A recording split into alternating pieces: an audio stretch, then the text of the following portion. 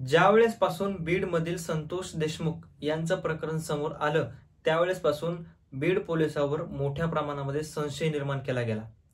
त्यामध्ये केज पोलीस असो, अंबाजोगाई पोलीस असो आणि जास्त जर संशय म्हटलं तर केज पोलिसांवर हा निर्माण झाला। आणि या सगळ्या प्रकरणावर बीड जिल्ह्यातील पोलीस हे बदनाम झाले।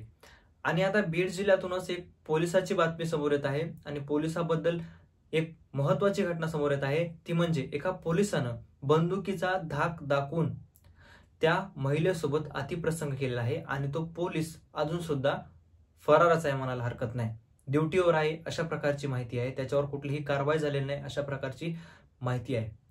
त्या महिलेच्या घरात घुसून त्यानं हा प्रसंग केला होता किंवा त्यानं हा अत्याचार जो केला होता त्या महिलेच्या घरात घुसून केलेला होता।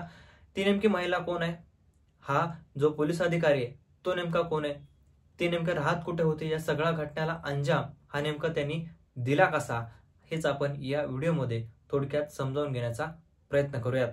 नमस्कार, मी रणजित।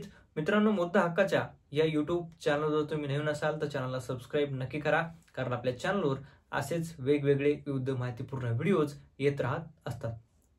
तर मंडळी, आपण जर पाहिलं बीड पोलिसांसंदर्भामध्ये ज्यावेळेस पासून आपण सुरुवातीला म्हटल्याप्रमाणे संतोष देशमुखांचं प्रकरण समोर आलं त्यावेळेस पासून बीड पोलीस बदनाम झालेलं आणि त्यानंतर बीड पोलिसांचे एसपी जे होते ते बदलले गेले आणि त्या ठिकाणी नवनीत कावत यांना बसवण्यात आलं आणि त्यावेळेस पासून कुठेतरी परिस्थिती ही सुधारल्यासारखं वाटायला लागली होती।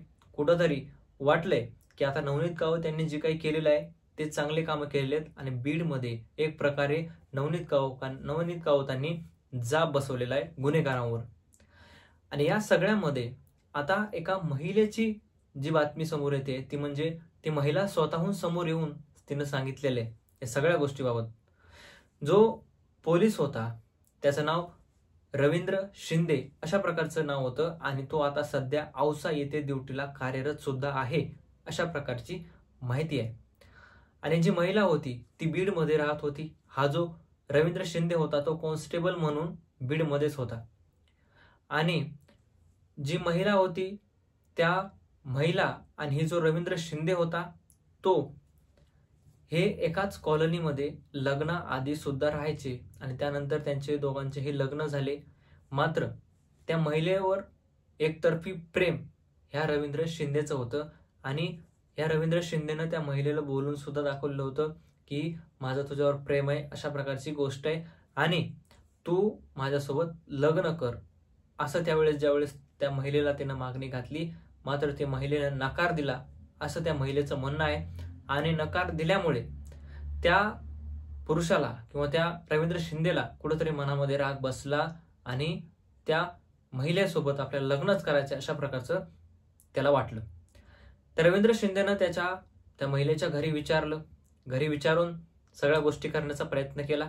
मात्र त्या घरच्यांचं असं म्हणणं होतं की हा वेगळ्या समाजाचा आहे, आपण वेगळे समाजाचे, मग आपलं लग्न हे कसं शक्य आहे असं ज्यावेळेस त्याचं म्हणणं आलं त्यावेळेस मात्र तो बिथरला गेला आणि त्या मुलीच्या वडिलांनी सुद्धा तिथून घर चेंज केलं, दुसरीकडे ते राहायला गेले।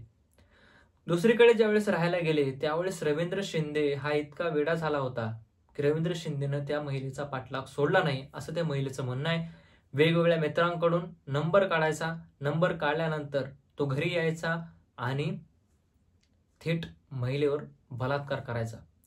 त्या महिलेनं सुरुवातीची जी घटना सांगितली होती ती म्हणजे रवींद्र शिंदे एके दिवशी संध्याकाळी 11 वाजता माझ्या घरी आला। माझे मिस्टर ज्यावेळेस ड्युटीला जायचे हे सगळं त्याला माहित होतं, कोणत्या वेळेमध्ये ड्युटीला जायचे, कोणत्या वेळेमध्ये घरी असायचे, सगळी त्या रवींद्र शिंदेनं माहिती काढली होती असं त्या महिलेनं स्वतःच्या बोलण्यामधून सांगितलेलं आहे। मग माझे मिस्टर घरी नव्हते, 11 वाजता आला, मग मी म्हटलं कोण आहे, नेमकं उघडला दरवाजा कोण आहे बघण्यासाठी। त्यावेळेस तो रवींद्र शिंदे घरात आला। त्यावेळेस त्या घरात आल्यानंतर त्यानं थेट बंदूक काढली आणि बंदूक तिच्या कानावर लावली, डोक्यावर लावली आणि ज्यावेळेस डोक्यावर लावली त्यावेळेस महिला घाबरली। महिला घाबरल्यानंतर त्या रवींद्र शिंदेनं त्याच्यासोबत फोटो काढले, साडीवर फोटो काढले आणि त्यानंतर तिला पूर्ण नग्न करून सुद्धा फोटो काढले। अशा प्रकारची त्या महिलेची माहिती आहे, स्वतःहून तिनं सांगितलेली ही माहिती आहे। आणि ज्यावेळेस हे फोटो काढले रवींद्र शिंदेनं त्याच्यावर बलात्कार, पुन्हा त्यानंतर दुसऱ्या 2-4 दिवसात सुद्धा बलात्कार सुद्धा केला. आणि या सगळ्या गोष्टीमध्ये कुठंतरी ही गोष्ट सलग 2007 पासून चालली अशा प्रकारची त्या महिलेचं म्हणणं आहे किंवा त्या महिलेची माहिती आहे.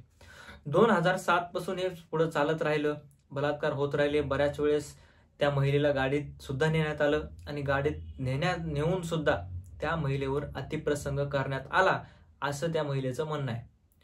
आणि या सगळ्या गोष्टीमध्ये आता रवींद्र शिंदे यानं जो काही बलात्कार केला, या सगळ्या गोष्टीमध्ये या सगळ्या गोष्टी घडल्या, त्यामध्ये आता कुठेतरी पोलिसांनी FIR घेतलेला आहे.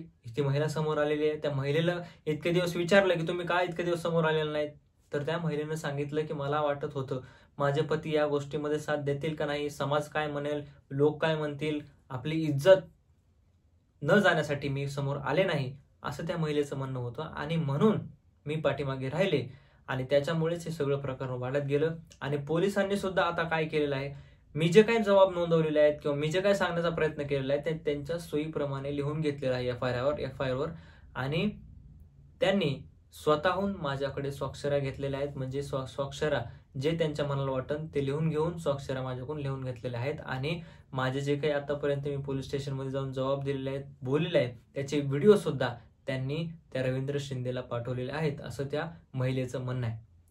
मित्रांनो, हा प्रसंग किंवा ही घटना जी आहे फार मोठी आहे. एका सोसायटीमध्ये हे राहणारे दोघं होते. या सगळ्या गोष्टीमध्ये नेमकं काय होतं हे जरी समोर आलेलं नसलं तर त्या महिलेच्या सांगण्यावरून रवींद्र शिंदे या व्यक्तीनं बंदुकीचा धाक दाखवून त्या महिलेवर अत्याचार केला होता आणि बऱ्याच वेळेस बलात्कार केला होता. आणि ती महिला फक्त इज्जतीपोटी पुढे आलेली नव्हती. मित्रांनो, तुमचं काय म्हणणं आहे या बीड पोलिसांच्या या कारनाम्यावर आणि या महिलेवर झालेल्या अत्याचारावर कमेंटमध्ये नक्की कळवा. भेटूयात नवीन व्हिडिओमध्ये. तोपर्यंत धन्यवाद.